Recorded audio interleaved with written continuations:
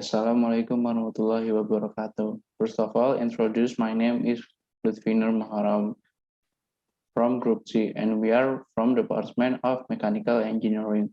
There is 5 members in our group. First, Audrey Khalifa Chanigia. Second, Hendra Alex Sasudungan. Third, Lutfinur Maharam. Fourth, Muhammad Fatul Akmal. And the last is Muhammad Bintang Fajar. Today, our group will present the topic about UAV or unmanned aerial vehicle. First is the background. UAV is an aircraft with no pilot on board. That means UAV are remotely controlled by the operator or the pilot and also can operate automatically by itself or called as an autopilot. UAV are mostly used for military application or tests that doesn't allow human intervention. But sometimes UAV are used for geography, photography, and videography. The UAV that used for these functions are what we call drones. Many people already have drones, sometimes used for taking a cinematic videos or maybe taking photos from some angles that human can't reach it by themselves.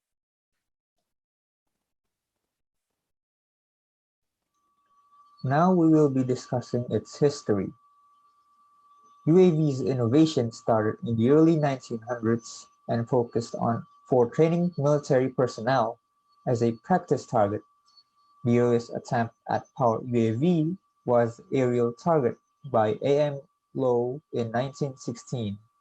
The UAV development continued during World War I, but the most developed parts are the parts that were used for military purpose.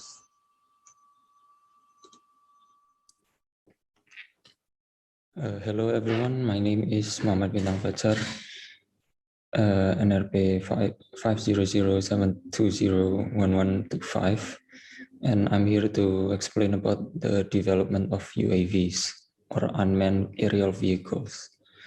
In this era, UAVs are not only used for military.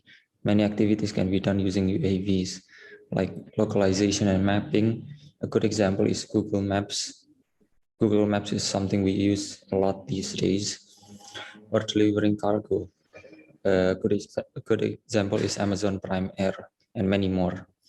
But those activities do not use the same UAVs as the military. That's why the UAVs must be designed in such ways so it can be used for the right purpose.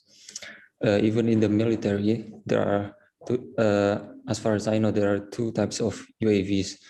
The first one is the lighter ones that they use for mapping, which is only equipped by mainly a camera.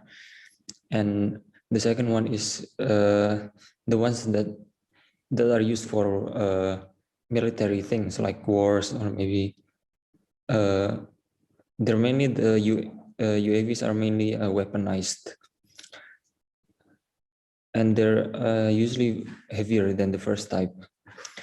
And in order to be mobilized or operated easily, most UAVs must be portable and light. Nowadays, many UAVs are developed lighter.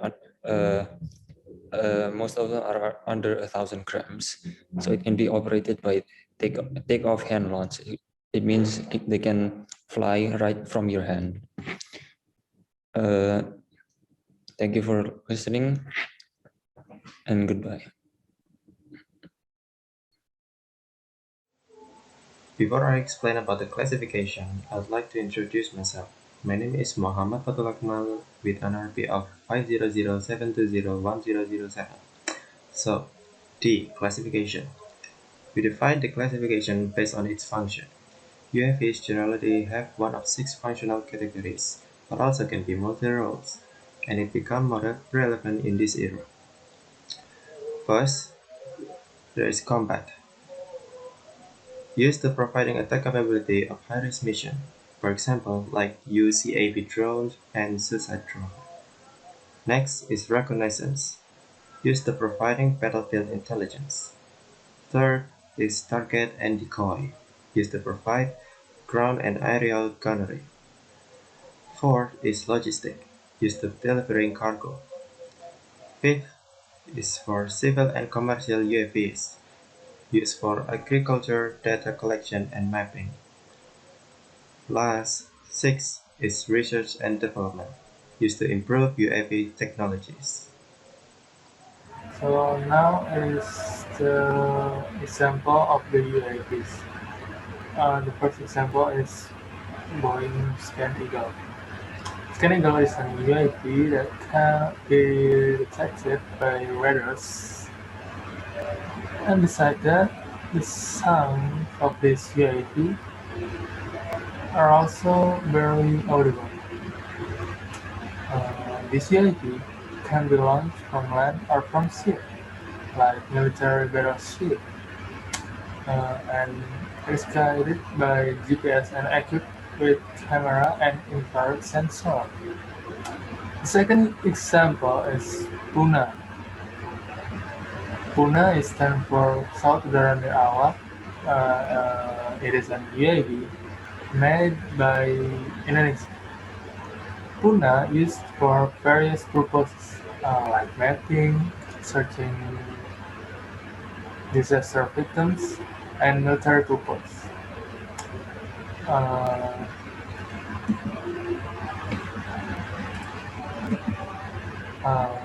so here's the conclusion that I and my group got. One is at the beginning, UAVs were made for military purpose, like for wars and something like that.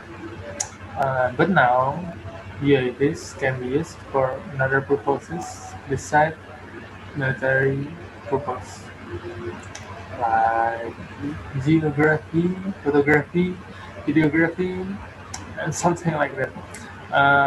And the last one is UAVs have so many classifications, 6, uh,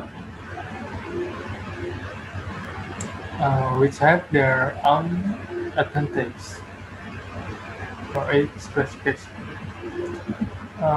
So that's all from our group. Thank you very much, and thank you for listening.